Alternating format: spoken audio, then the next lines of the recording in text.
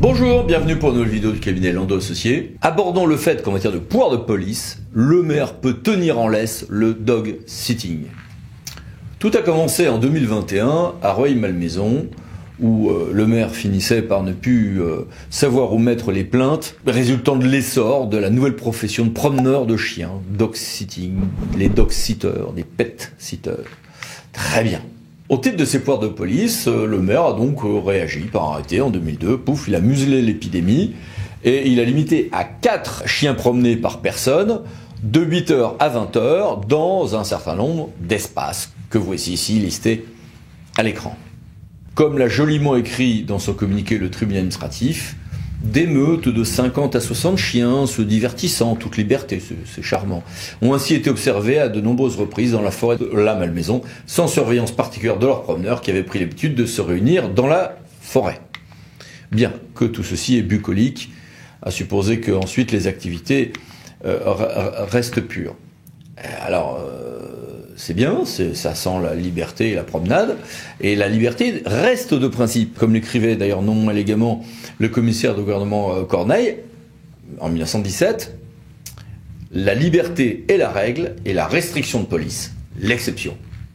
Il en résulte un contrôle constant et vigilant du juge administratif sur le dosage des pouvoirs de police, qui doivent être limités en matière de durée, qui doivent être limités en matière d'amplitude géographique, et de contenu, de proportion en fait, entre le risque qu'il s'agit d'obvier et les mesures de police prises.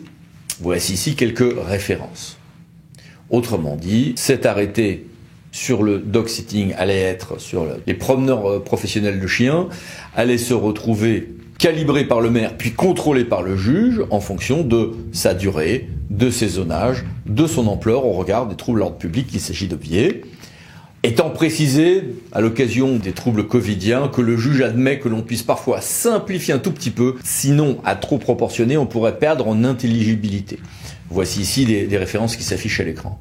Cet arrêté du maire a été validé par le tribunal administratif parce que le maire avait bien, rapporté l'ampleur du phénomène, preuve à l'appui, Ce que le TA a résumé ici, n'hésitez pas à mettre sur pause. Et pendant que vous lisez, j'en profite pour vous le dire.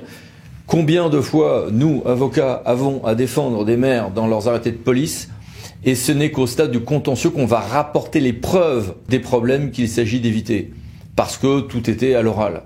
Même quand le phénomène est sérieux, le fait d'apporter les preuves tardivement fragilise votre défense. Bâtissez votre dossier avant.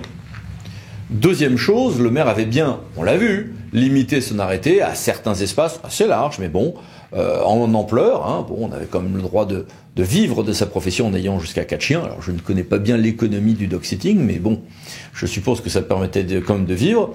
Et surtout, d'espace. On peut se promener ailleurs que dans ces forêts-là, je suppose. S'estimant maltraité comme un chien, une promeneuse de chiens professionnelle a aboyé contre l'arrêté. Elle a essayé de le mordre, mais ça n'a pas marché. Le TA a rejeté en ces termes. N'hésitez pas à mettre sur pause cette requête de cette professionnelle qui convoquait à l'appui de ses demandes le fait que, selon elle, il y avait une atteinte à le principe de liberté du commerce et de l'industrie, principe qui n'était pas si infondé que ça, mais qui a été rejeté logiquement par le juge, et qui évidemment critiquait ensuite l'ampleur du phénomène, comme la supposée gravité des mesures de restriction de police faites par le maire. Tout ceci a été balayé par le tribunal administratif de Cergy-Pontoise, 6 décembre 2024. Voici ici les références. À bientôt pour d'autres vidéos de cabinet Landau Associés. N'hésitez pas à vous abonner, c'est par là. Merci, au revoir.